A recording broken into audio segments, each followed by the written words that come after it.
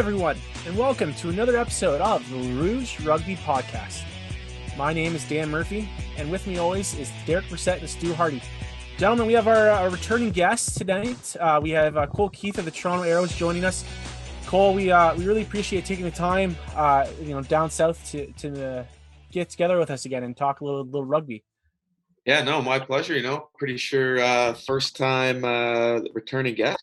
So I'll have that tagged on my name for the. Yeah, there you go. First guest. It just made sense to have you come back. Yeah, we saw a little bit of the snack pack stuff being tossed around, and it got me feeling a little reminiscent. Yeah, that's right. Let's get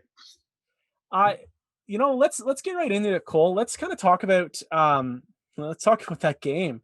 You guys beat the Seawolves 52-7.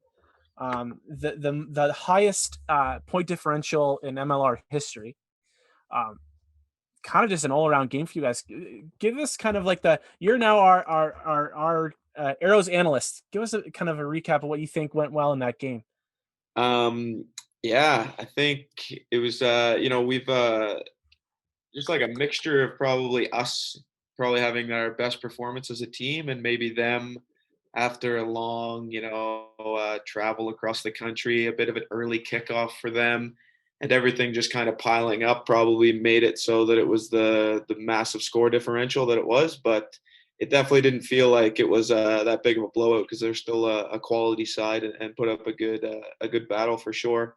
They just probably let a few get away with those little things piling on top of each other. But yeah, other than that, it was great for us to get that win and really, rebound our season almost in a way, just because it would have been pretty near times here if we dropped to 1-4. So that was a big one for us for sure. So, we've talked to you about this before, but what does it feel like to go up against two other Canadian props? You had Justice Sears-Duro and Jake Ilnicki against you. What is it always like when you go against some of your the guys you went to the World Cup with?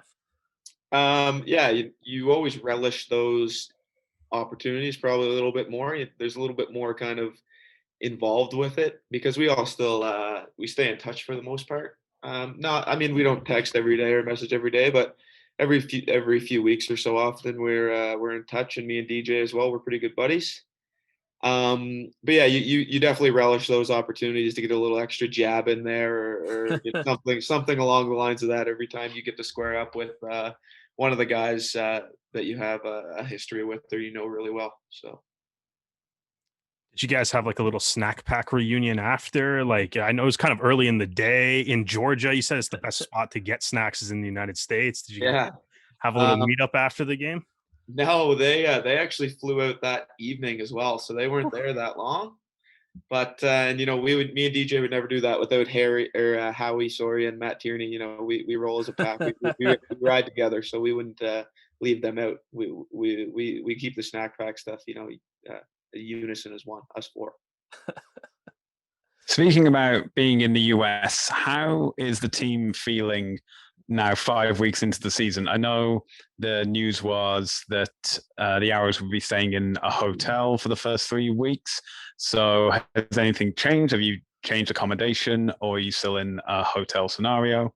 And just getting used to calling Atlanta your home ground for 2021.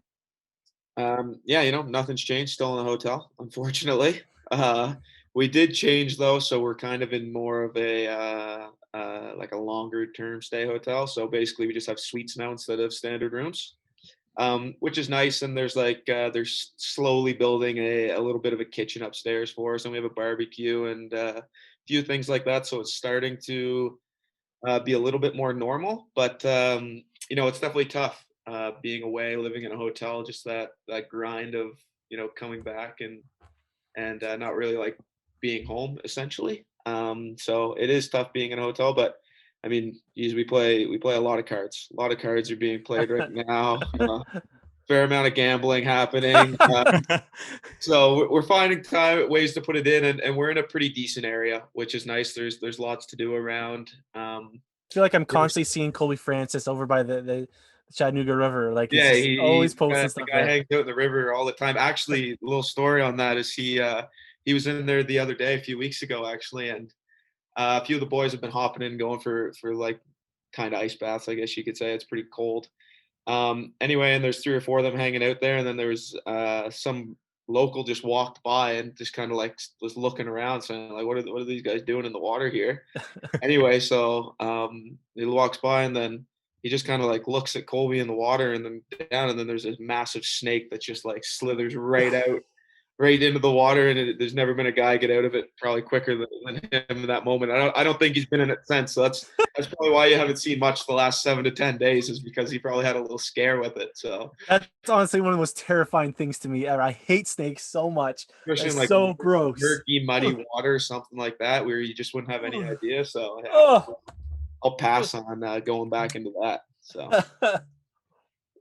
So I'm kind of curious now, because I've seen like, so you're saying you're playing some cards, maybe doing some gambling. I've also seen like a handful of like golf pics on social media. You guys getting out to the course very often, and Yeah, kids can't do that in Ontario. no, It's you It's can't do illegal. that in Ontario. It's illegal. yeah. You get fined if you do that Right, in yeah. Ontario. That's why I noticed that they were golfing, because I'm like, I am very jealous of this team right now. Yeah, we got a good little golf crew going in the team, actually. My roomie Pat Lynott, we're probably the 2 biggest fanatics, I'd say. We live for it, but yeah, we're playing usually at least once a week. Sometimes we get out twice, but depending on the scheduling. But yeah, we've played quite a bit, and we're just trying every course we can, find a little deal on golf now, and we go from there. But yeah, there's a good crew. There's probably about 10 or 12 guys in our little golf group chat we got that just enjoy playing all the time. So it's nice to have that as well as an option to kill those off days or those slow afternoons or something, I guess you could say. So I think you kind of alluded to it with your answer, but so who's the best golfer on the team, and who's the guy that thinks he's way better than he actually is? Ooh, I don't know. Yeah, Patty Lynott, he's the acer. I mean, he got a hole in one a few weeks ago, if you guys didn't see. No, I saw that. There's the first time I've ever witnessed one. Yeah, he's right up there. He's really good. And the other one, I don't know. It's tough to say. There's no guy that probably like walks around thinking they're really good. I might, yeah, I don't know. Like, it's hard to say. Nobody probably thinks. Everybody probably knows that they're pretty bad or pretty average for the most part. So yeah, there's nobody that walking around thinking that they got a chance to make a Right. PGA Tour event or something. So I like that you went with the diplomatic answer of not directly throwing a teammate under the bus, but still thinking that a couple of them are yeah, actually. he tried sewering me there with that one, but So we've kind of talked a little bit about it. You guys have been living in Georgia, been on the road. What is it like living in Georgia? I mean, the States as a whole kind of has a lot more of a relaxed nature with the pandemic than Canada does right now. Is it kind of surreal to see, family and friends back home kind of either in lockdowns or, in the East Coast kind of doing their tight bubbles, and then you come down, you're in the US where it's a whole different animal? yeah, it's kind of it sucks for them back home, but down here it's awesome, to be honest with you. It's great. The whole boys, everybody's been very like good and mature almost in a way at staying like away from the highly populated areas, and like having their masks on and really following our team protocols for COVID, because we've been down here for almost 6 weeks now, and there hasn't been a single positive test, which is pretty crazy for 40 It's people awesome. just kind of doing the thing. Yeah, so it's hats off to the boys and the whole staff really for staying clean of the COVID, I guess. But yeah, it is kind of surreal, I guess. It was kind of a shock when we got down here, almost because masks aren't mandatory, and like everything's open. You can go to the pub and have a couple pints, or you can go to the grocery store and there's people with no masks, and it's just kind of crazy.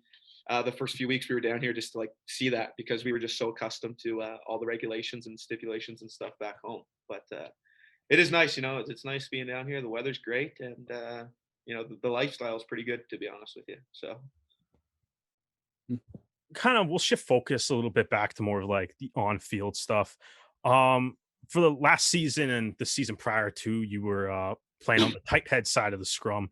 Now, I guess with the roster kind of being shaken up a little bit toward the start of the season, as well as maybe Rugby Canada kind of looking for it too. You've now switched over to the loose head side primarily, with the exception of the one game where Cortez was suspended and you went back to the tight head side. What is like that transition like going from the tight head side to the loose head side? Is there a lot to that? And like, do you have a preference for which side you kind of play?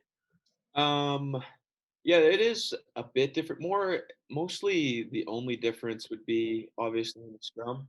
Um, It other than that, open field play very similar. Not a real change. Lineouts are pretty much the exact same thing. No real different role. But yeah, definitely in the scrum, big difference. But I'm finally the last few games now, I'm starting to feel probably the most comfortable I've been at it. For loosehead for the next little bit.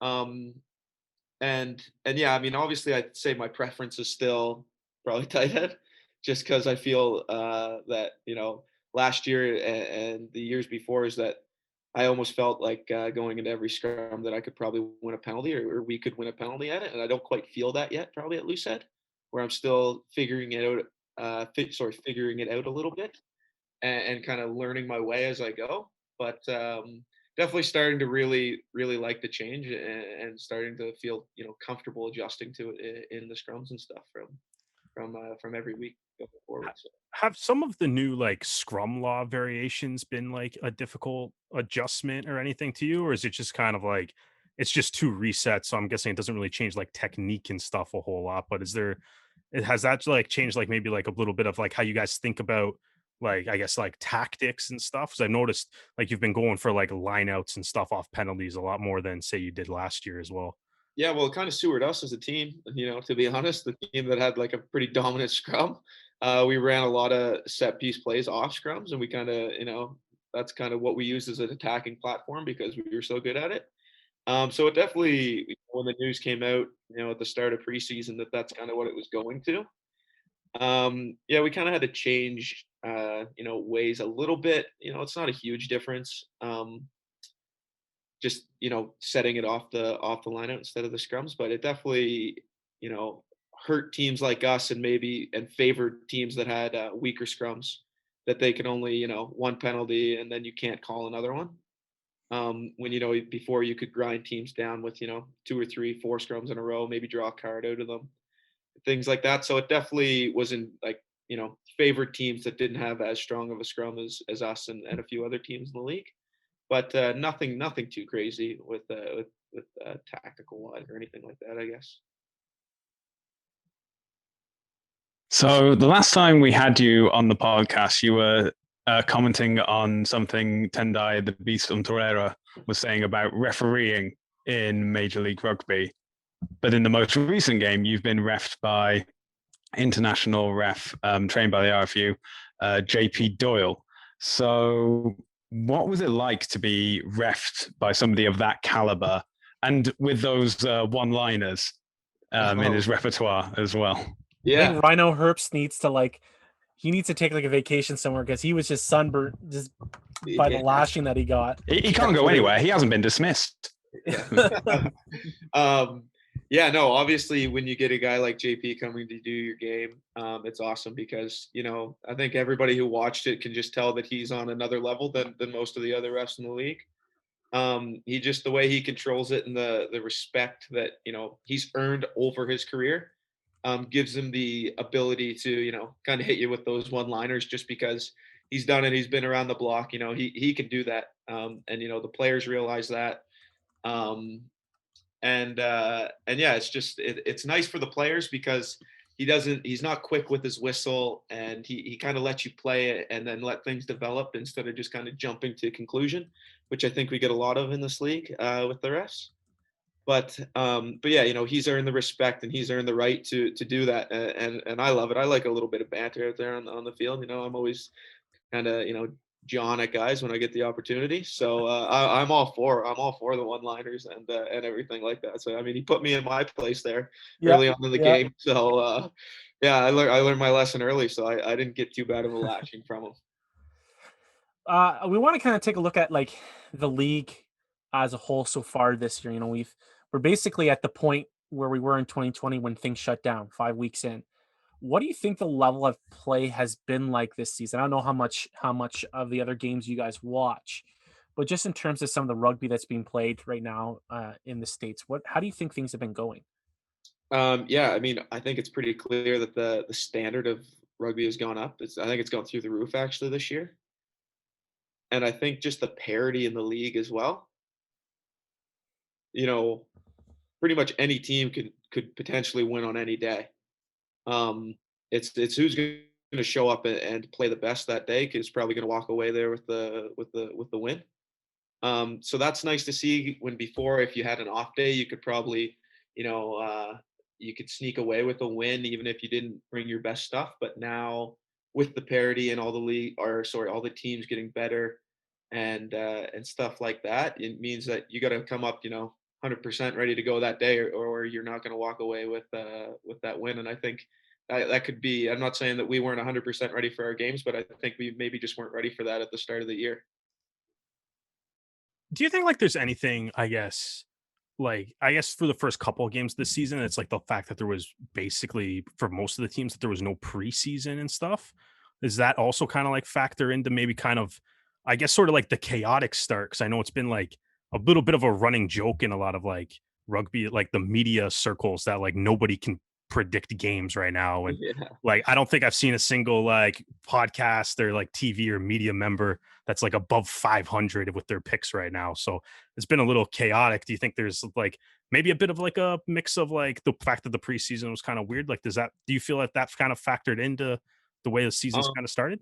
Yeah, definitely. I mean, if you look at our squad, who played a game within the last 12 months, or sorry, 12 months, um, apart like a proper game that had a meaning behind it, there probably wouldn't have been more than a handful of guys. So it's tough, and I think we started out the season. I don't think we played bad early on. We just didn't. I think things didn't go our way along the line, multiple reasons. And I think we started to show kind of what we could do against DC that week, and the guys were starting to feel confident. And then tough one the week after, and then this past week, sorry. I think you're really starting to see the guys come together, and there's not the little mistakes that kind of crept into the game that you saw the first 2 or 3 weeks of the year. And I think every week moving forward now is just going to be even better and better, and the guys will be more comfortable playing with each other, because there is a big difference, playing with guys that you haven't necessarily played with, or it's been a while, just getting that chemistry and that timing, and kind of knowing what they're going to do before they do it or as they're doing it, and react off that. So I think, yeah, not having the preseason, it definitely hurt us a bit, but I think now we're starting to really, get some, we're getting fluid in our game, and not making those tiny mistakes as they probably crept in the first few games of the year. So. Right.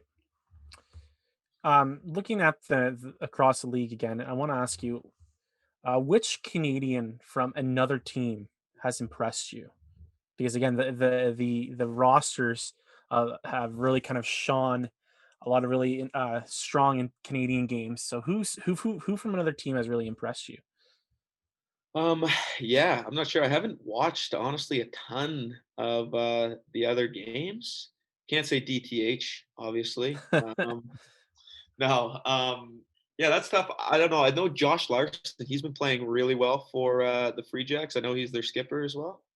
But yeah, I haven't watched, to be honest, a ton of other games. I've only watched a handful of them.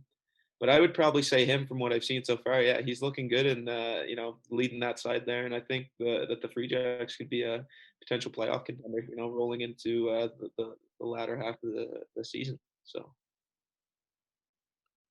So And kind you of looking ahead, then like next week you kind of got New York.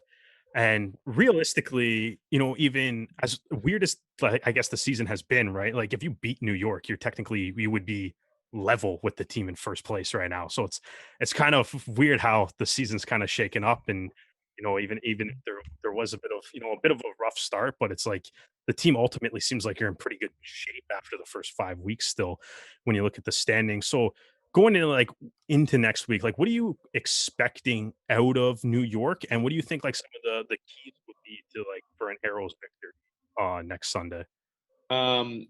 Yeah, just kind of tapping on that point, it kind of makes it, this game's huge for us this week, like you said. If we, come away with a 5-point bonus win, we could be top of the table in the East after kind of a poor start from us would be huge. And it also makes you realize that it's a long season. The first few weeks aren't going to determine where you finish and how important conference games are this year. I don't think we've seen that yet in the MLR, but conference games are going to have a lot bigger impact on how the table finishes at the end of the year. Just because there can be those, 8-9 point swings based off if somebody wins, somebody loses, and teams shuffle more. And then leading into the game, yeah, we've done a bit of film work on them. They're going to definitely go to their line out and their maul. They maul 80% of the lineouts that they play essentially, and just pretty standard New York rugby, kind of what they've shown the last few years. The dominant set piece and kind of try and bully you off it. Hard runners, big bodies that are just going to try and come crashing down on you. But I mean, if we stick with the systems that we have in place and things like that, I think that we should definitely be able to expose them out wide. We got some flyers out there, and we'll win that battle up front and hopefully create a bit of space for them to get the pretty ones under the sticks. So The 7-point pretty much under the six. yeah, well, I want them. We told them no more 7-pointers. The boys need a little break after we score. We can't. I was going to ask if that's been a point. It's been Brian Ray of the American Rugby News has been really trying to get that rule disallowed just because of how silly it is. Yeah, we want no kick is guaranteed. Yeah, we were running back, and then all of a sudden the team's sprinting up, getting ready to kick off, and I catch my breath. I'm panting out there. I'm dying, telling Parch to kick the ball away so they can't kick it and all this stuff. Yeah, I hate that rule. That's the worst rule they could have played.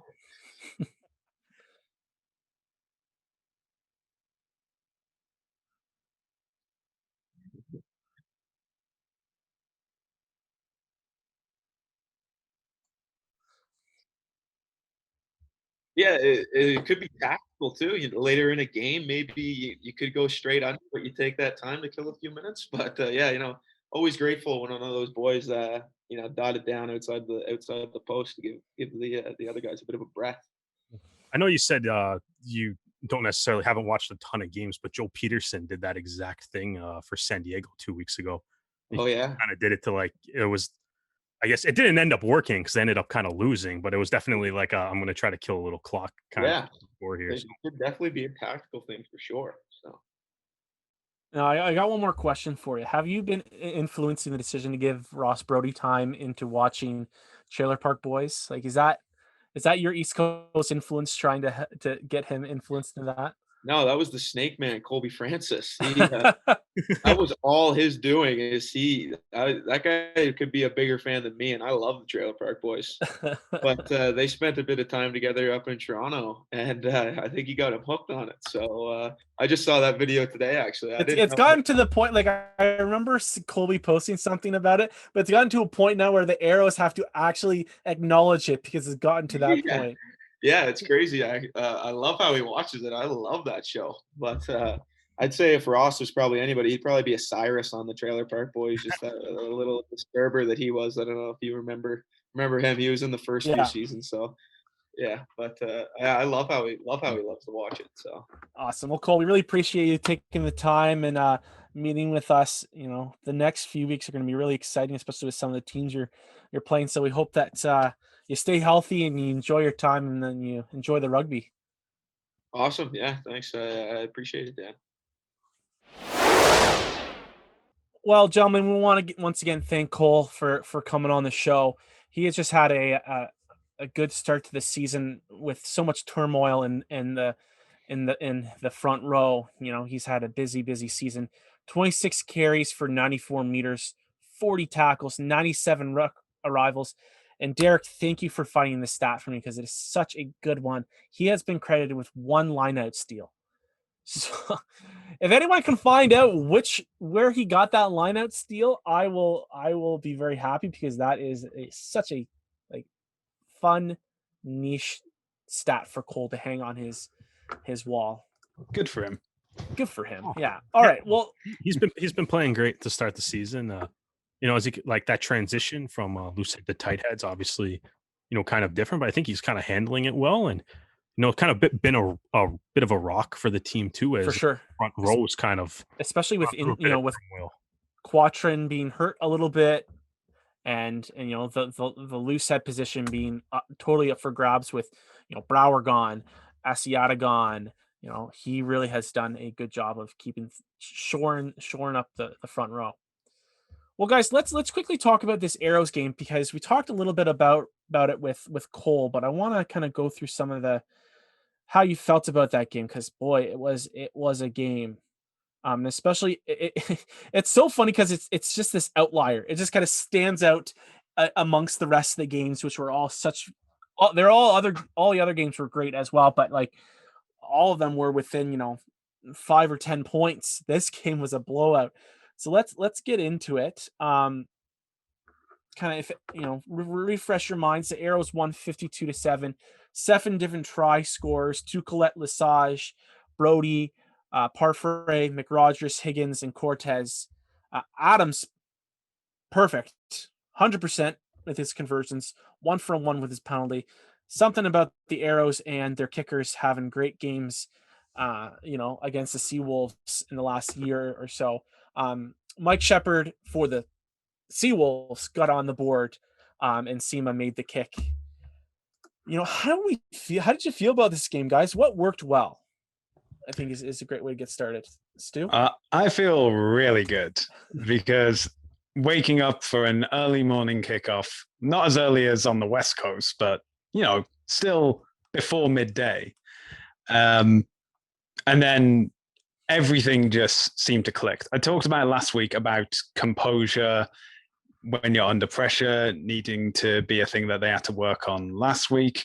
I don't think they were at any point under pressure this week, but I also think that, if you're 24-0 at halftime, it's easy to just be like, we've got this. Yeah. Let's take it easy. And then, but I say that they did have composure this week, because if you look back on the first half, there were instances where Seattle were on the verge of scoring tries, and then it would either be, a turnover penalty, or it would be something like a neck roll that is another penalty that they conceded. Poor right Lucas Rumball. His neck has taken a beating the last couple of games. Yeah, absolutely. But that's the thing, is that if the Seawolves had the same level of composure as the Arrows had in that game, it wouldn't have been only 7 points they had, or the try under the post that they were probably supposed to have had before the try by Mike Shepard. But they got the points anyway, so that's all that matters. But no, as if you were a Seawolves fan, I would be completely disheartened by the fact that your team was in the opposition 22 for so long and then walked away with only 7 points for the entire game. I think what also worked well was JP Doyle, fantastic refereeing as a whole. I mean, it was some of the things he said. Also in the desert to have him as a referee, but yeah, as in, like I mean, there was the guy who refereed New York and Atlanta the previous week, who had a few one-liners coming out as well. He was very good, but he's a Kiwi ref, isn't he? Yeah, Mike Lash. He refereed New York again this week, and like this, it's literally just him talking to Andy Ellis for like 80 minutes. It's hilarious.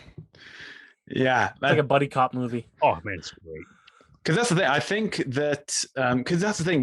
If you go on YouTube and you type in like Nigel Owens compilation, you have these like sound, and that's the thing. You don't even need to know like the laws of rugby to just understand what a good one-liner is, coming back to from the ref to the player. And and like the Rugby Network have already put out videos of like his one-liner compilations just from that game as well. And then you have the commentators reacting to it as well, which was, just adds to the humor and everything. But ultimately, I think he was a very balanced ref. He was very clear and eloquent in why he was giving penalties, and and he never. I felt like lost control of the game. I did go on Reddit to like the match thread on the MLR subreddit when it was going on, and there's one guy saying that, I'm not a fan of these one-liners. You just admit that he's completely lost control of the game.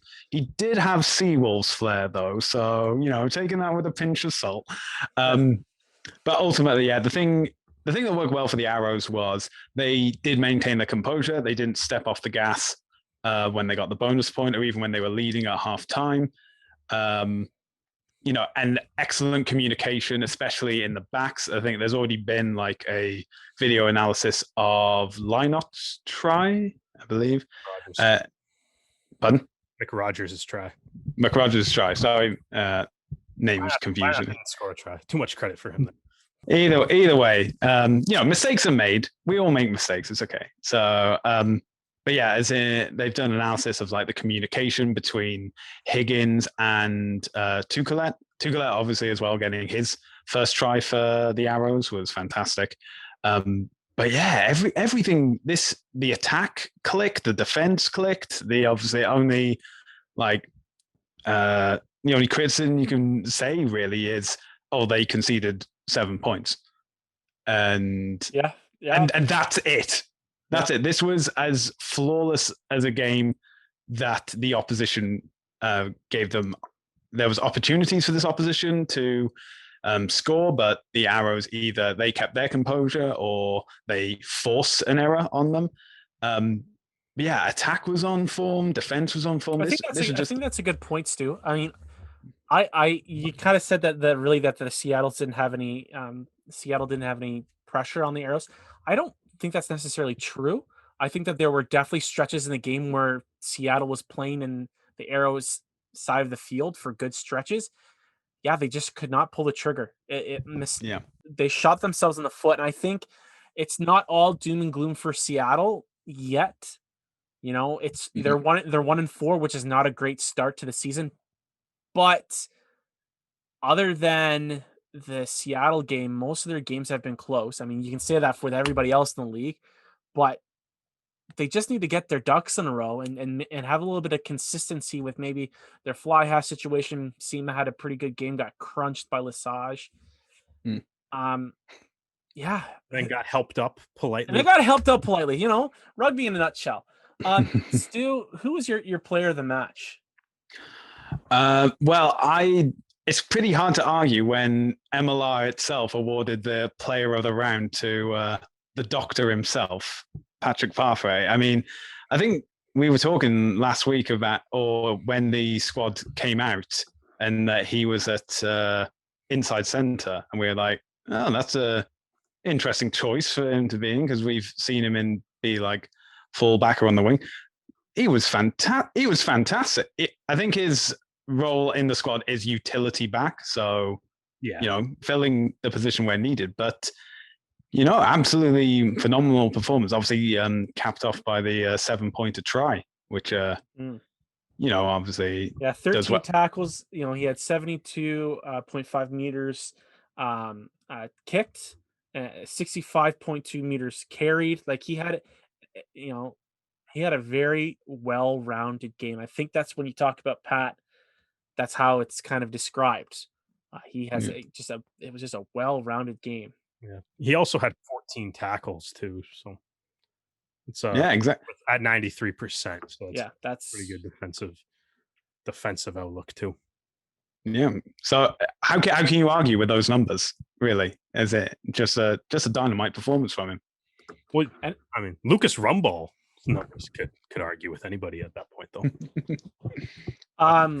Who impressed you from the Seawolves? I know when you have a game like this, it's hard to find something that was positive. But who really impressed you from Seattle?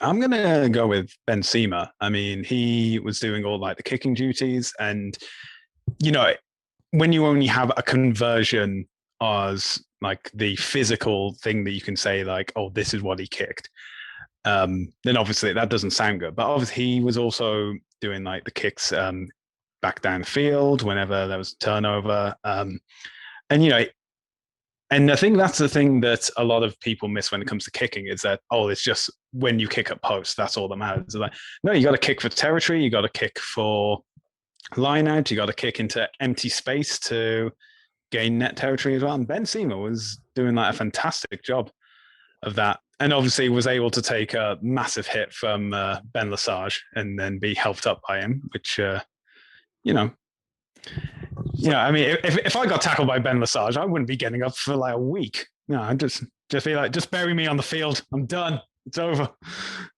But no, I think, you know, as you said, it's kind of hard to find positives from that game, especially if you're like a Seawolves fan. But, you know, Ben Seamer, he's got a good track record already. And I think he was able to make the most of what was an unfortunate situation in that game. So yeah, Ben Seamer.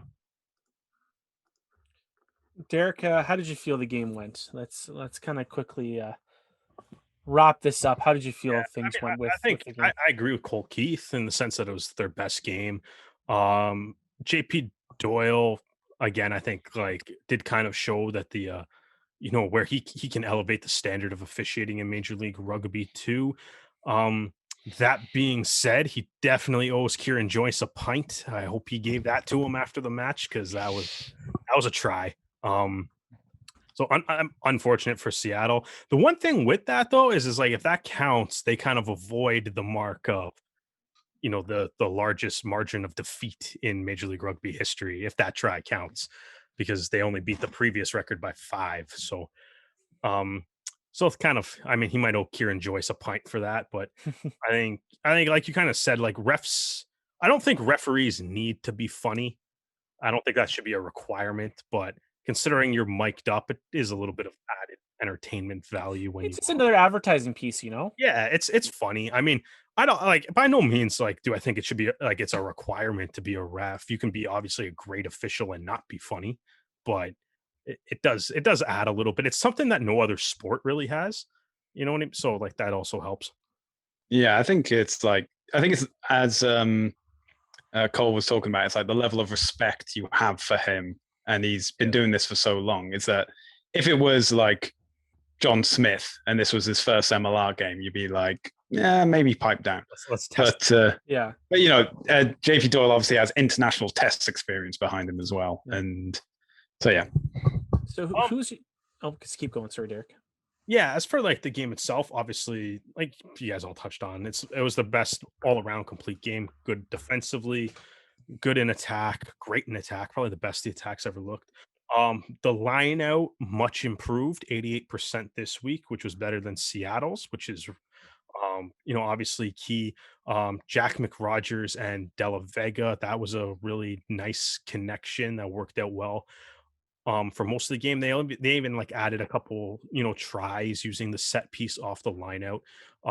Notably like Jack McRogers' his own try that, you know, the Arrows kind of ran a little bit of a disguise with some of the forwards and sent Tukale coming back the opposite way. And McRogers was able to kind of finish that off. So that was a really well done play off that set piece too. And obviously just to see it connecting a lot more. Mason Flesh came away with his first pro lineout steal in the game too. So that was great to see. Great to see some of the younger Arrows kind of coming in first games, making a big impact.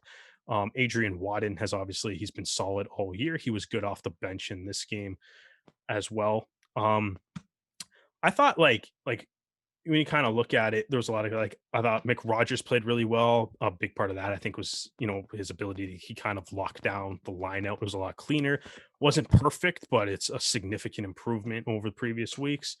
Ben Lesage, I thought was unreal. Couple line breaks, some nice passes, nice offloads, amazing steal from on fellow Canadian center George Barton. Just literally like almost looked like he like just walked up to him and took the ball out of his hand. That was great. He got a couple extra a few extra zippers to show for his efforts in this game today too. So Zippers. That's one way to describe stitches. yeah, I know we're going with all the Canadian slang because it's a Canadian podcast here. So but yeah, so I mean, he's been great all season too. Ditched the scrum cap though for this game. So maybe shouldn't I maybe think he not. put it in after the second half. I thought he just taped it. Did he not just tape? I'm I not. think he taped it. He came back on after he taped. I thought I saw him wear it in the second half. All good, anyways. But yeah, like Rumball again. Yeah, he was outstanding again. He just seems to be at every single ruck, making a positive impact. He had another 3 breakdown steals again in this game. Going into week 5, like nobody in the league had more than 3 breakdown steals all year. So he was matching guys' season long totals in one game. His lead in that category is just skyrocketing every time he touches the pitch. A couple other guys, obviously, were getting their hands on the ball. Like you said, like I thought, like Tukale and Montero and Mirez, that South American flair in the back 3, really started to shine through in this game. Which is just it's fun to watch, man. I'm always up for a little champagne rugby in the morning. So that was great to see. I thought Ross Brody was excellent too. He obviously scored that try running the great support lines after the Lesage line break, offload, Brody finally finishing it, with Mirez, who was kind of in the mix the whole game too.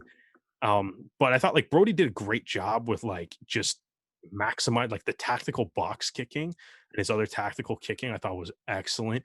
Every kick that he put up was very well placed, and it allowed the Toronto Arrows kick chase, whether that was Montero or Tukale, Mirez, Lesage, whoever it may have been. They were always like, if they didn't come away with the ball, they were always right on top of the guy that did. And but more often than not too, it's like the pressure that they were causing, it's like, especially it looked kind of like they kind of targeted kind of at parts of the game where Reichert Hadding was standing. And Hadding ended up with like 2 or 3 like knock-ons or otherwise turnovers off trying to contest for the high ball. And like the Arrows were able to gain a lot of like territory and get the Seawolves defense scrambling a little bit when they recovered some of those too. So and obviously too, like part of the Arrows attack that works so well, I think there was a lot of offloads and stuff that were made, and there was a lot of Brody being able to continue on with like the quick ball and make sure like Seattle's defense never really got a great chance at recovering. So great kind of overall game. Kind of looking at the stat lines, there's a couple things that stand out that really are like, the Arrows had 11 line breaks to Seattle's 5. Obviously, the Arrows also had 6 breakdown steals to Seattle's 2. Yeah. Tackle percentage for the Arrows again back up to 86. So it's like that's their, I think, what game was it that we were talking about that was like it was really bad or something, like whatever. There was one that was earlier in the season that was like it was pretty bad, but like it obviously it's skyrocketed a lot. And it's great to kind of see that, like, as Cole Keefe kind of said, right? It's like it's starting to kind of click in. Everybody looks like, like you said, Dan, like I think Dan, you mentioned like earlier in the season, Tukale had a couple like offloads that he just kind of threw away to nobody. And now in this game, it was like when he threw away an offload, there's a guy there, right? It's like it looks like the offense and stuff is gelling like significantly more. Yeah. I think, like I kind of said, like earlier in the season, like I'm going with like a general outlook on the year now. We've kind of talked about how it's like the Arrows have been losing, but not necessarily playing terribly, or like they've been hanging in games, and then there would be like a big play. Like we talked about with the LA Giltinis game last week, the stat line is actually really even if you take out the 10-minute yellow card. Like over 70 minutes, that game was actually a lot more even than it kind of looked. And then LA exploded during a yellow card, which fair play to LA. That's what you do with yellow cards. And they ended up being blown out in a game where the stats may have suggested that it was a little bit closer. And I think even in this game too, like the stats may have suggested that the Seawolves maybe were a little bit closer than that. But I think like going into this, like you look at the standings now, and you know, New York is the only team with 3 wins in the Eastern Conference. Old Glory has 1 win, and then everybody else has 2. Right? It's like Toronto plays New York next week, right? And like mathematically, like how it kind of breaks down, it's like they're only what 5 points back of New York, right? Like that's with the way the Eastern Conference kind of looks, it's kind of crazy because it looks like all the teams are kind of like they're all just throw a punch, take a punch, kind of just in a battle with all the other teams. So it's really close. And even with starting 2 and 3, I think going into next week, if the Arrows bring what they brought here, and obviously Keith mentioned the line out is going to be key because that's what Rooney does, right? They line out, they maul, and they're probably one of the best in the league at it, right? So, but also you kind of have like Lucas Rumball on the other side, who's probably one of the best players in the league at swimming through mauls and stealing mauls, right? So so we'll see. We'll see what happens next week, but that game.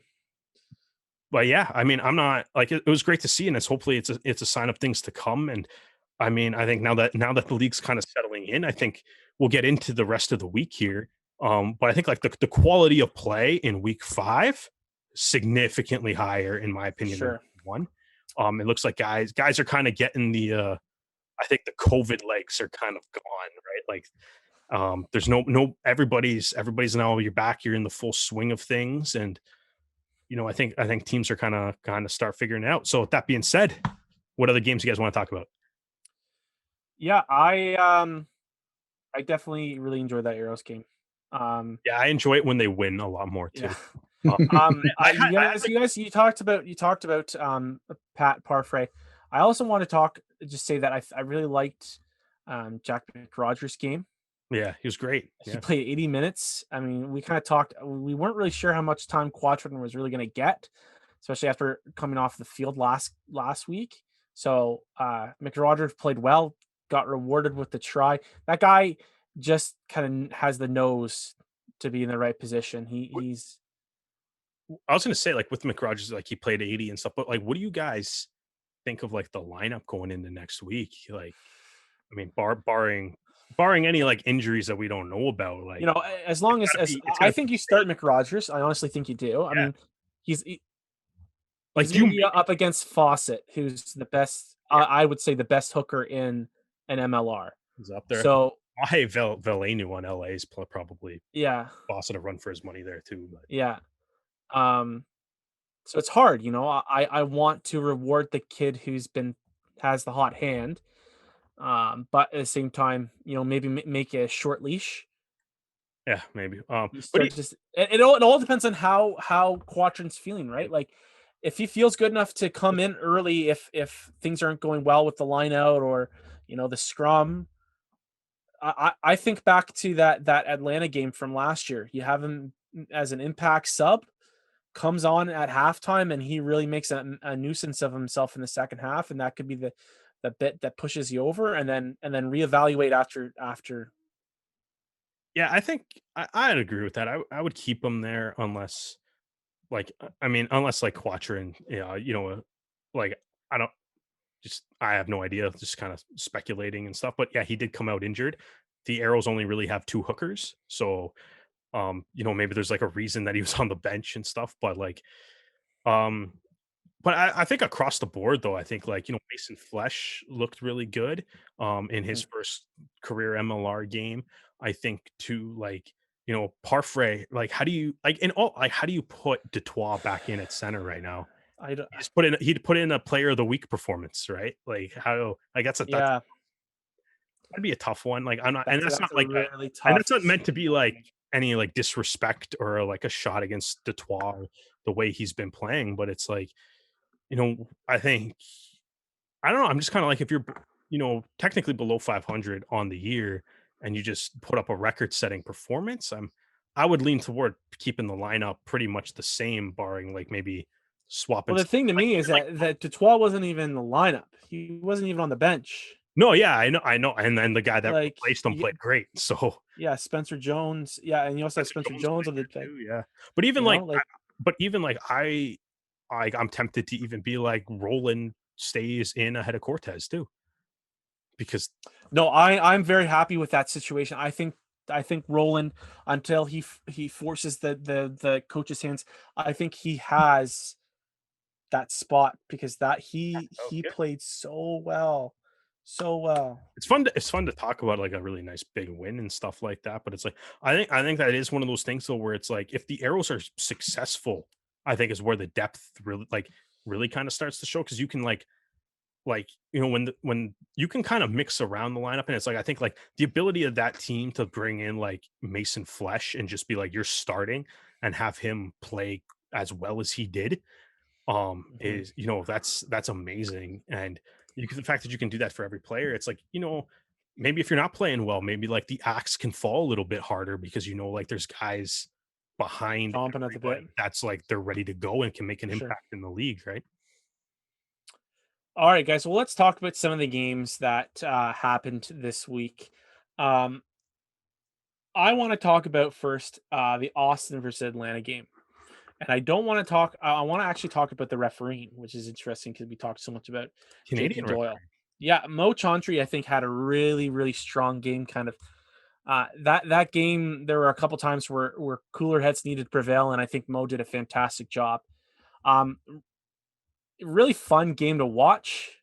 I think this will be the game that people remember where the chances that you missed really made a difference in this game. I mean, the final score was 17-15, and Austin, the way Austin played in the first half, it should have been way, way, way, way higher. They really missed some chances by just making silly mistakes or giving up penalties. So really entertaining game. The final like 5 minutes were crazy. So I really enjoyed that game. Great to see a Canadian ref, have a good game. The Canadians weren't really used a lot in this game. Mo Abdelmonem kind of came on late. Same thing with Cole Davis. They kind of came on late. Connor Keys had a pretty good game. Was effective in the lineup. Came out, in the second half. He's kind of in this weird situation, right? Like, and we talked about it last year with Johan Momsen. Momsen had a monster season last year, and he's kind of hasn't had that same effect this year. He had a really good game against the Arrows, but since then, Connor was able to kind of get that starting 5 jersey, but it's got to be kind of hard to know that you've got Momsen on the bench kind of nipping at your heels. So I think he had a good game. So I really enjoyed watching that game. It was fun. Yeah, he's had 11 tackles at 100%, 3 line out takes, 22 meters carried. Yeah, like you said, Mo kind of he made 2 tackles in his brief appearance, and Cole Davies only had 1 carry, but he had the great running all the way to the try zone, jumping fist pump celebration. Yeah, he had a great celebration on Mac Mason's penalty to win that game. Chaotic ending though, like the drop goal well, at first there was the Connor Mooneyham try, which was like crazy try. Everyone was losing their minds, and it was good. And then the rugby ATL comes down and Petzer lands this like super long kick, and it just silenced the crowd. And then Austin just charges back down the field, and you're right, that kick gets blocked, but then they get the ball back, and then they pull a penalty, and then he makes the kick, and the crowd was going crazy. It was a fun game. It was a lot of fun, and I really have been enjoying watching Austin this year. They have been my American team to watch and enjoy. They got to do something about their locks getting hurt. My God, they are eating those things up like my daughter eats up eggs. Like, it's insane. Like, my daughter eats like 3 eggs in like a sitting, and she's 2.5 years old. It is horrifying. Isaac Ross showing up and just getting a try right away. Oh yeah, and then getting hurt. And then getting hurt. Yeah, the most all black thing you can do. Well, that's I was about to say you were focusing in Austin, and I was focusing on Houston. So let me put it this way: DTH Van der Moa, fan of the show. We've had him on the show. He loves us. The highest try scorer for Canada ever, scores a fantastic try for LA. Decorated, fantastic career in Europe.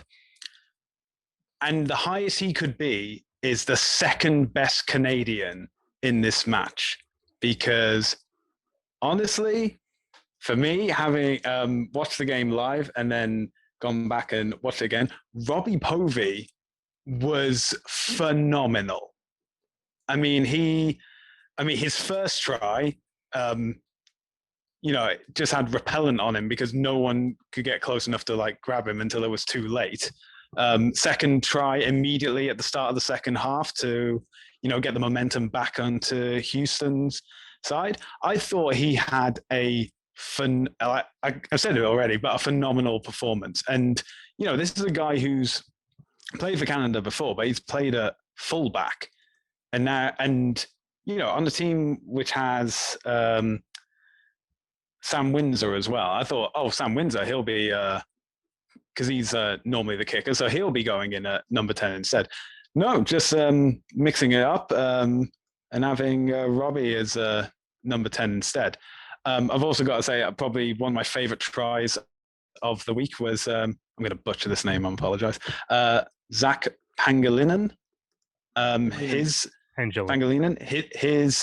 breakaway effort, and then unfortunately I think something went in his leg. I'm not entirely sure what it was, but he immediately offloads and then the try scored, and everyone's celebrating the try, and there's Zach on the pitch face down in the dirt, knowing that his game's over at least. It also didn't help that the guy who replaced him was also called Zach, but Zach with a K and not with a H, so bit of confusion. But can we, where does this Houston team come from? Because this was not the Houston that was playing in the first 3 weeks. This was like something out of the ether. This is the most that LA have ever been challenged, I feel. And I mean, I know the Arrows challenged them for the first 38 minutes, but after that yellow card, it was just out of sight. I think, until the 70-minute mark, Houston definitely had LA's number for a considerable period. I think it didn't help that Carty wasn't, always on point with the conversions. And then Gitau came on to replace him, and his first few attempts from the boot weren't that great. And then they just went to Burton, who then got the 2 conversions that were needed. But yeah, do you guys get the feeling that maybe LA are starting to, the old joints feeling the effort? Yeah, I mean, it'll be LA. I think continues to be the most fascinating and interesting team in the league for a multitude of reasons. But yeah, I think you're kind of right though. I think if you're every other team in Major League Rugby, especially the Western Conference teams, you're dissecting this game to kind of be all right, because there was that crazy stat, because I know I think it was at halftime they showed the graphic on TV where it was LA had 75% of the possession, but the game was close or whatever, and it was kind of less I don't know, maybe Houston kind of I mean, ultimately they lost, so I don't really do it, but it's I think the LA Guiltinis almost kind of remind me of the 80s Oilers, where it was just kind of it's I don't know how good their defense is, but their offense is probably so good that it doesn't matter how good their defense is. Yeah. Because it'd be the 80s Oilers were yeah, you can score 6 goals, we're scoring 8, and doesn't matter. And I think LA is kind of playing almost the same way right now, just kind of being I think they kind of look at us, yeah, cool, score 33 points, right? It's we're going to score 40. It's fine. We're not worried about it. But it's I do kind of wonder, because everything, because it's there was definitely holes, right? Houston was hanging with LA, especially on the score. If you kind of look at this, the stats for the game, and it's every stat in this game suggests that like LA annihilated Houston, right? Like there's ball carries 111 to 71. They have nearly 300 more meters, double the amount of line breaks, like 15% more gain line made. They are even on turnovers, 10 and 11. So Houston kind of hung with them on that.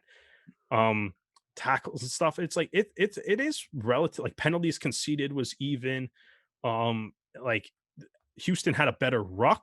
The lineout was pretty even, only off by a couple percentage. Yeah.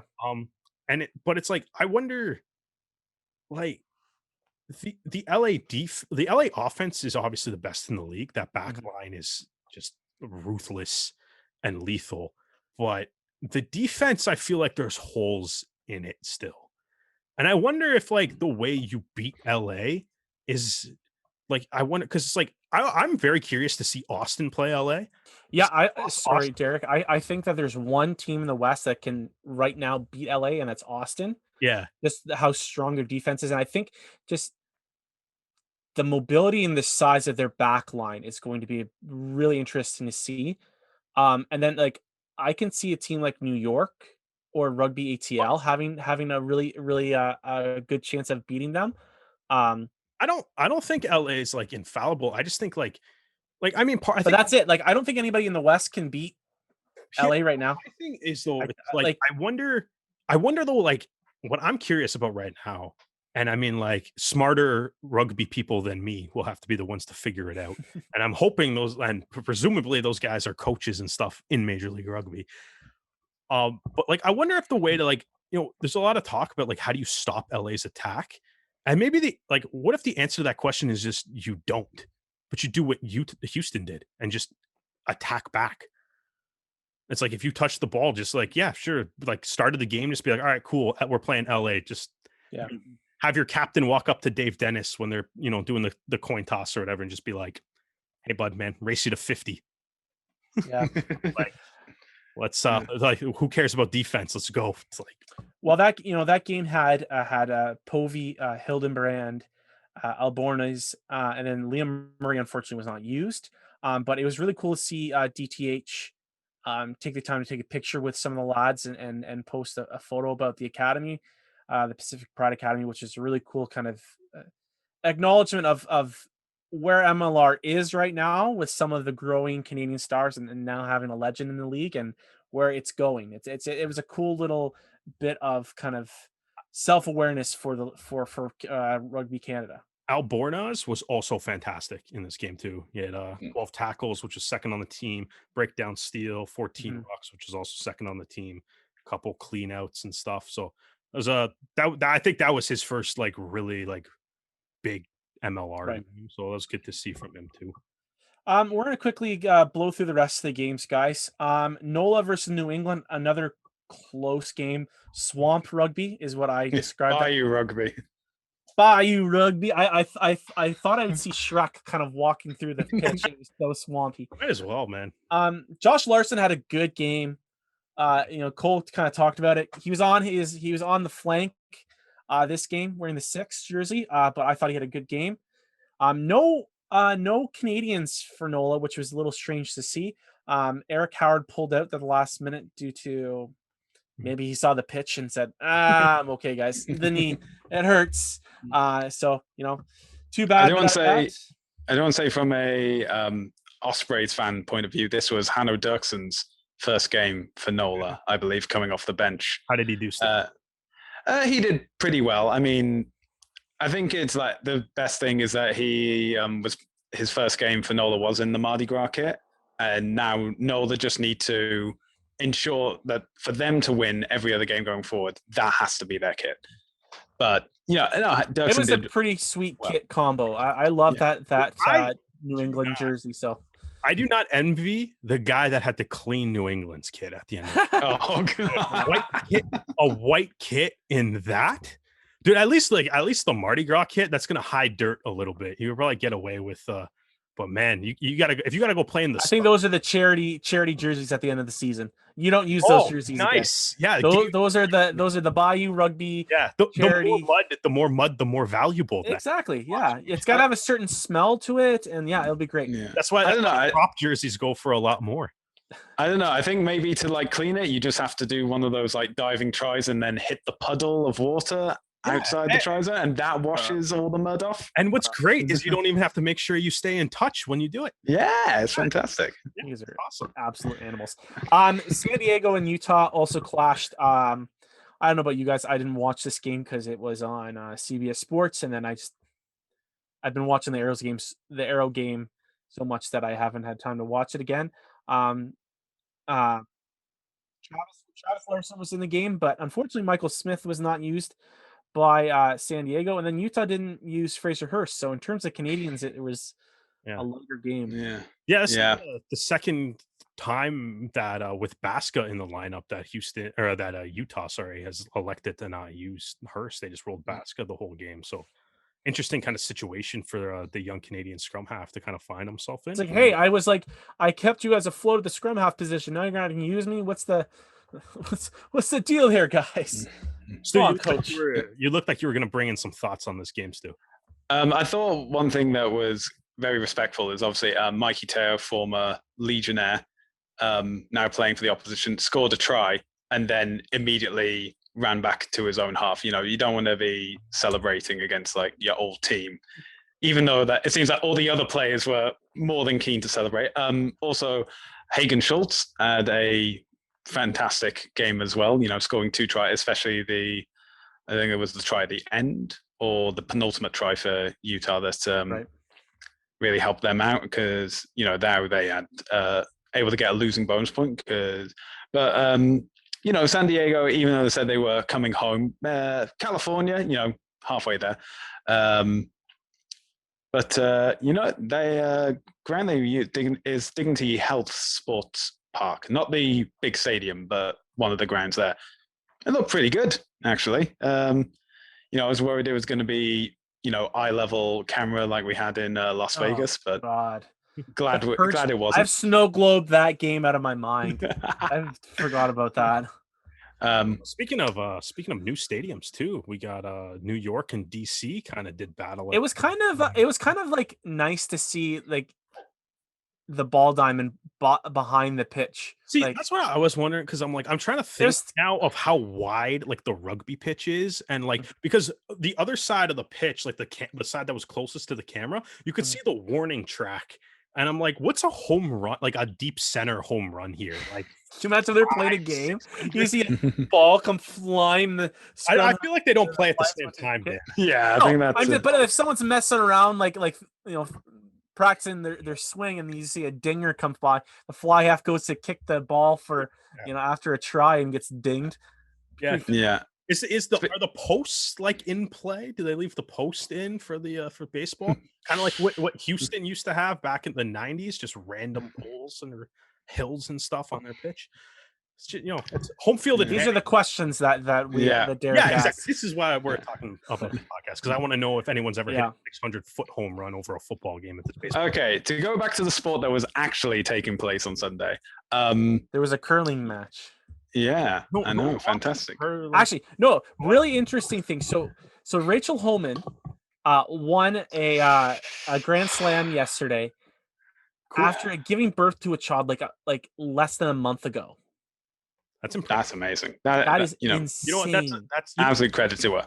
That's fantastic. Yeah, you know what? You can bring up that curling fact. That's really cool. You can bring up that. I'll allow that one. Okay. Anyways, but to go back to the actual sport that was playing on the Rugby Network. Yeah. When this will go. So while that Grand Slam was happening, you know, there's only one Canadian that was actually playing, which was Quinn Nawali, who, after seeing his try, I can only assume he's a magician because a second before, DC had the ball, and then a second later, Quinn scoring a try.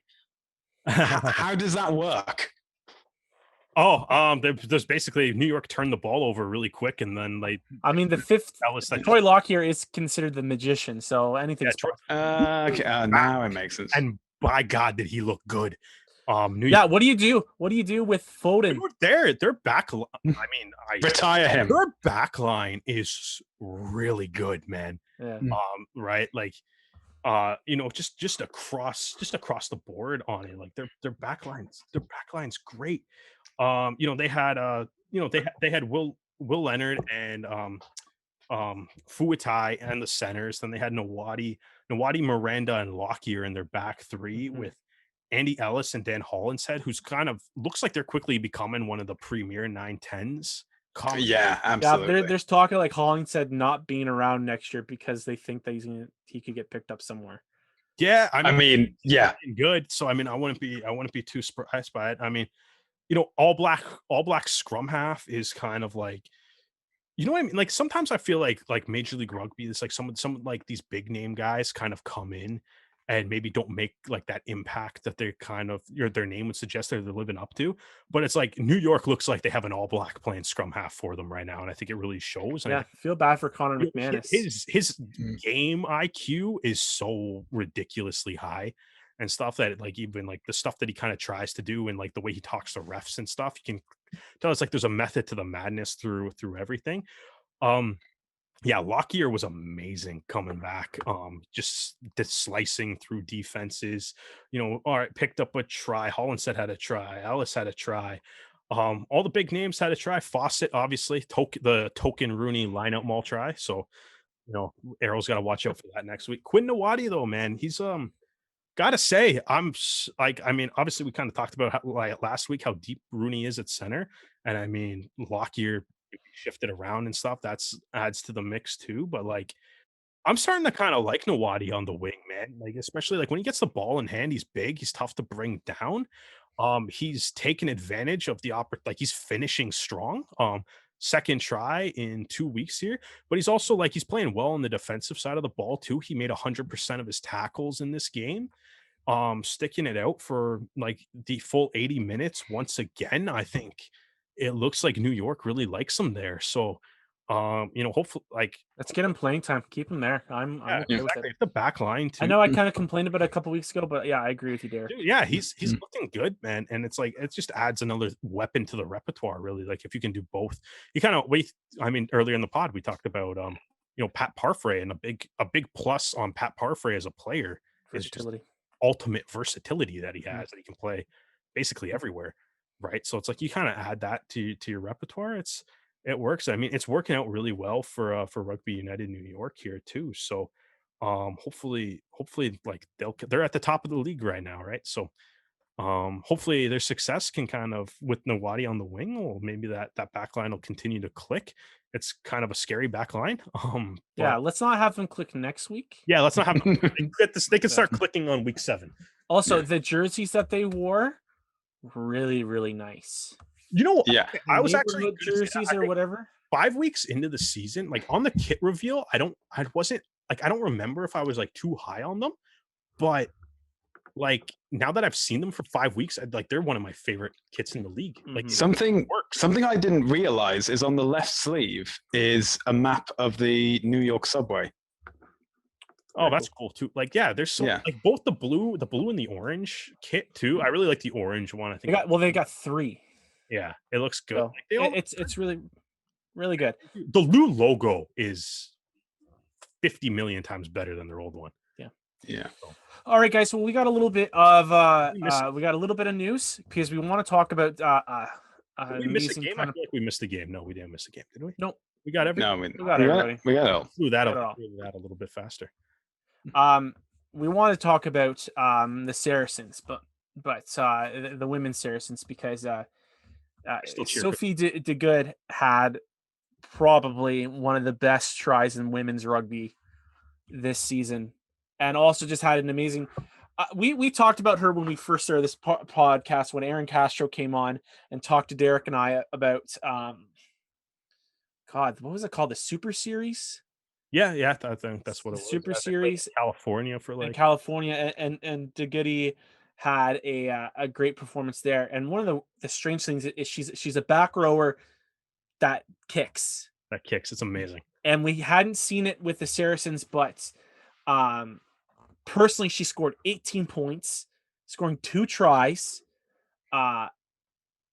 Just an amazing performance. And you know what? Emma Taylor was on the blindside flank and scored a try, and Alicia Corrigan was also on the left wing for the Saracens. That had a great game. So hats off to all of the ladies of the Canadian ladies of the Saracens for having a great game and keeping themselves in pace to finish at the top of the table.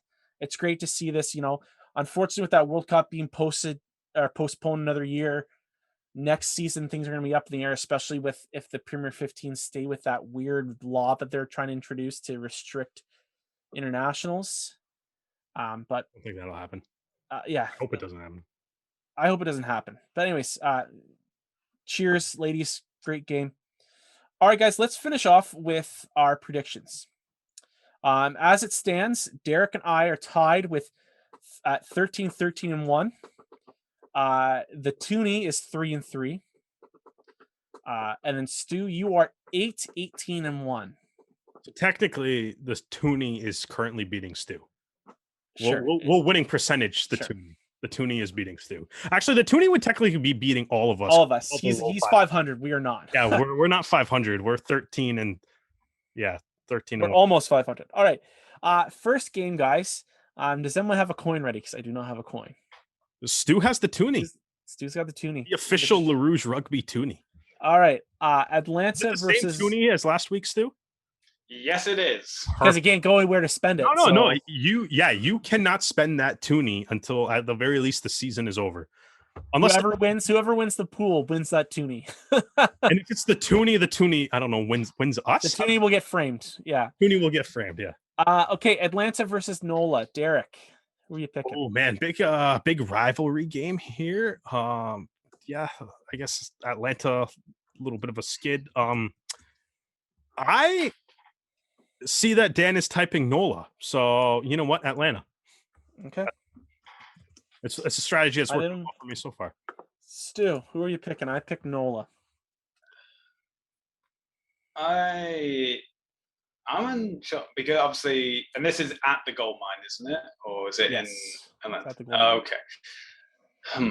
Because I think. Let me check that. Let me be sure.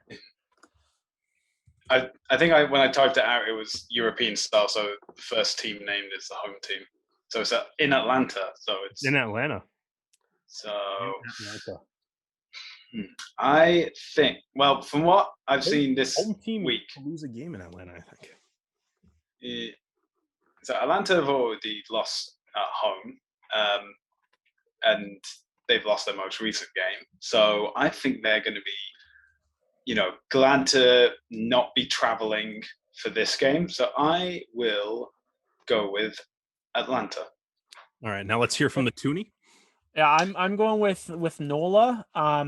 I think that game against the Free Jacks was a lot closer because of the weather. I liked what I saw out of Nola. I think that again they're one of those teams that's had a lot of injuries, and influx of players coming in and stuff like that. Damian Stevens is starting to turn things around. I like Nola. Nice. So are we doing heads for home, tails for away? Same rules as last week. It is heads. Heads. Okay. ATL. All right. Well, I'm the solo man for Nola.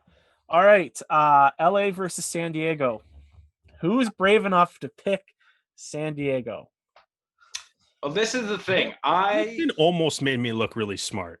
There was a period of time where they were almost making me look really smart. The fact that the scoreboard was wrong for half the game too also kind of made me look a little bit closer to being smart. It didn't change anything, Derek. Don't. I know, but I was like, the weird craziness that is this. No, I actually for a second I was very worried. Yeah, there you go. Very, very worried. But you know what? I think I got to revert to logic on this one. Yeah, like I think we're at the same. I remember last year we were talking about how. Last season, it was like there's no reason to pick against Toronto and LA or Toronto and San Diego, excuse me, last year. And I think now, 5 weeks into the season after LA's played 4 games, I think we're hitting that territory where it's like, it's literally like, if you're just looking to be like straight up, who's going to win this game, who's going to lose this game as far as like a pick goes, I think until LA loses or you have a reason to really pick against them, like, I don't see how you can do it right now. I'm going to follow and I'm going to pick LA as well. But I think we're getting ever closer to a loss for LA. I mean, that was proven against Houston. Yeah, so, the next game against Austin, I'm calling it. So if it first loss Austin. So I think that this game is going to be much closer. I think San Diego is going to get a losing bonus point from it, but it is going to be LA that wins. Okay. Toonie, what do you say?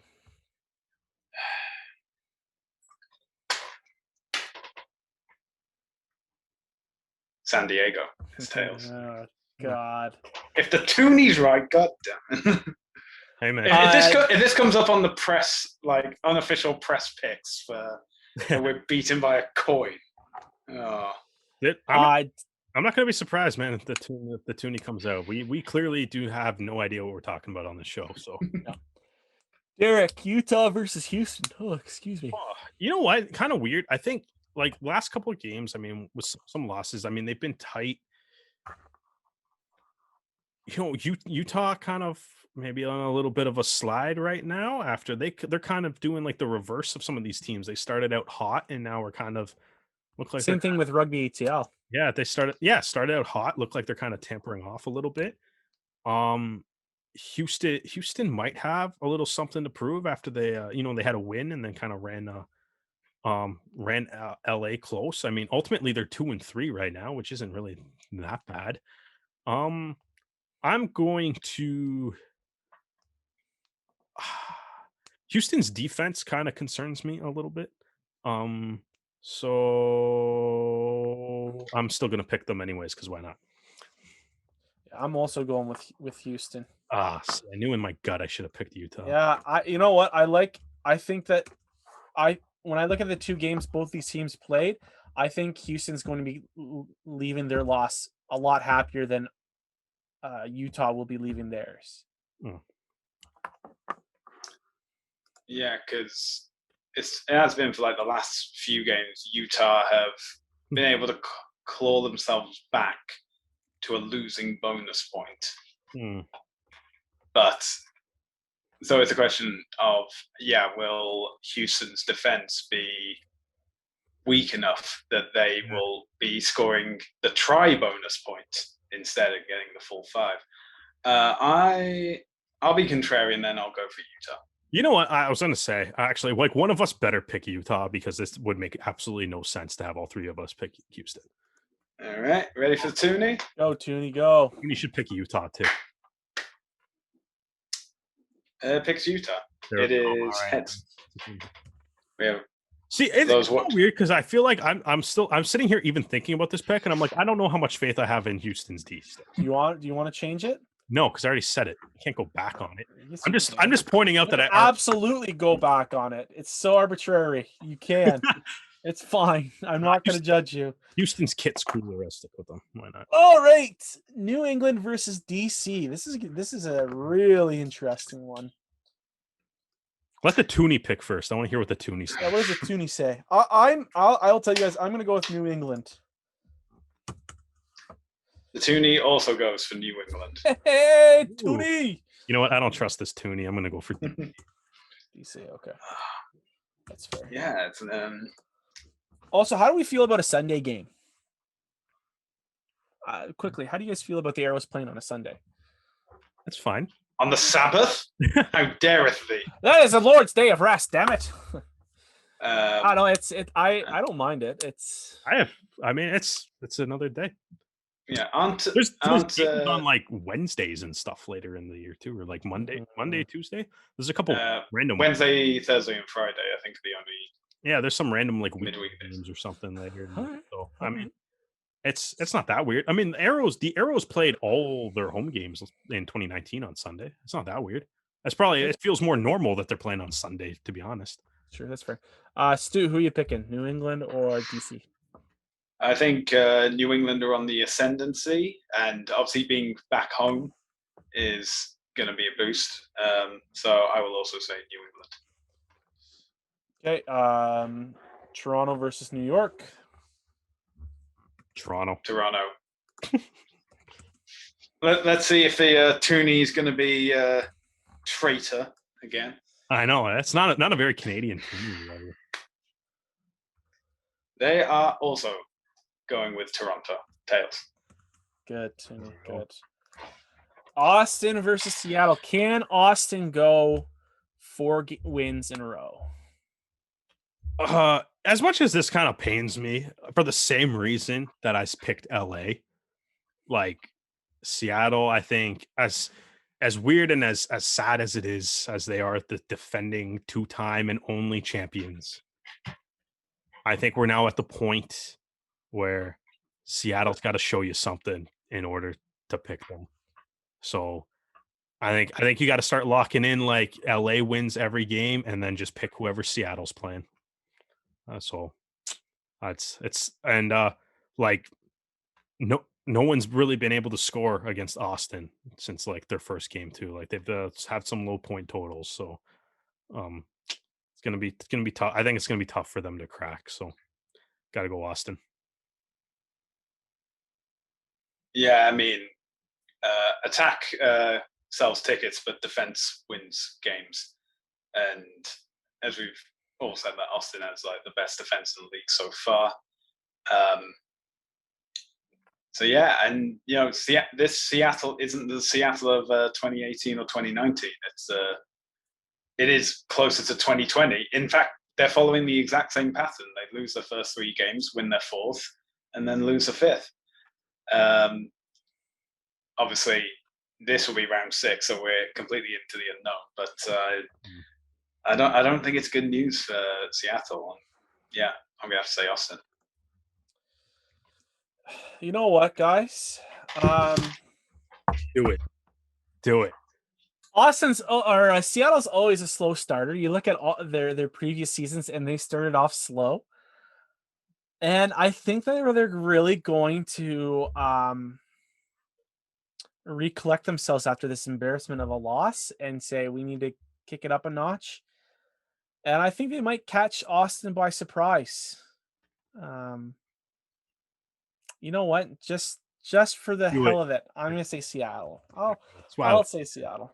Yeah. I'll give it a go.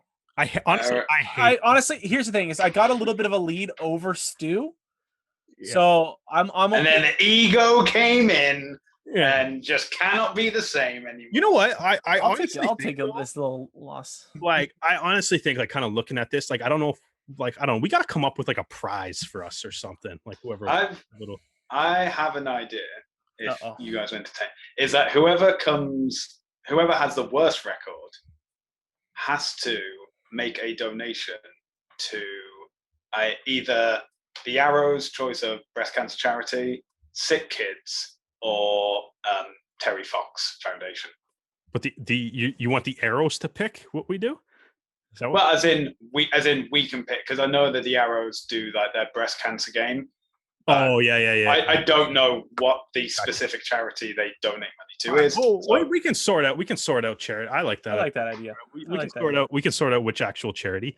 And also, I can say this because I'm currently last in. If anybody has a suggestion, listener suggestion for the charity, we'll do that. Yeah. But yeah, I don't know. Honestly, I hate it when we pick the same. Like I'm even looking at. Well, we've still got one player that's. The Toonie's got it. All right, I'll let the Toonie have it say. But I think like, Stu, as you kind of flip the coin here, but I think like I think one of the things is like I think like all the time when you look at like these types of pools and these types of games, I think it really comes down to like who calls like the upsets the most or whatever. Like LA is gonna lose at some point. Right. But like I said, it's like, why would you ever pick against LA? The person that'll probably like win these at the end is going to be the person that's like, yeah, LA is going to lose here and actually calls it and stuff. Right. I think that's like, right. Like if LA wins, it doesn't do anything for us right now. It's just they win. Right. Yeah. So it's like, yeah, they win. It's a game for everybody. We all did the same. It makes it a little bit more interesting when all the picks don't necessarily line up. And who did the Toonie pick? The Toonie picked Austin. Nice. Toonie. All right, guys. $2 Gilgronis. Once again, we really want to thank Cole for coming on and talking with us, giving us a little bit of insight what's going on down in Georgia, and hopefully, guys, we'll have another great week of rugby. And all the social media stuff. And if you want to find more of our information, go on to Rouge Rugby on all the social media platforms, Twitter, Instagram, Facebook. We're all on it. YouTube, we got all of these videos.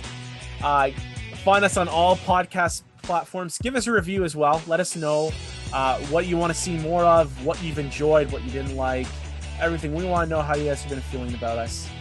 Thank you, Derek. I appreciate that.